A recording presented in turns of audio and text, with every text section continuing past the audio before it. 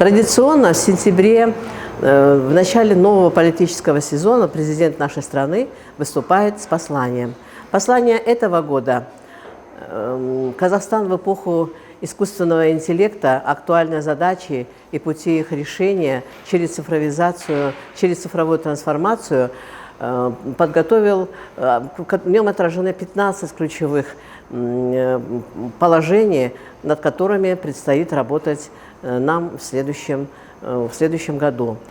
Среди них, над которыми нужно работать нам, это повышение культуры студенческой молодежи в рамках энергосбережения природных ресурсов, особенно воды. Это повышение культуры поведения студенческой молодежи в общественных местах.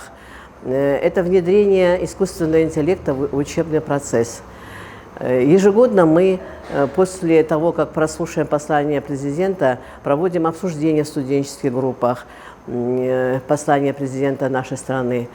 Я считаю, что обсуждение послания президента нашей страны – это новое положение, над которым мы должны работать в предстоящем году.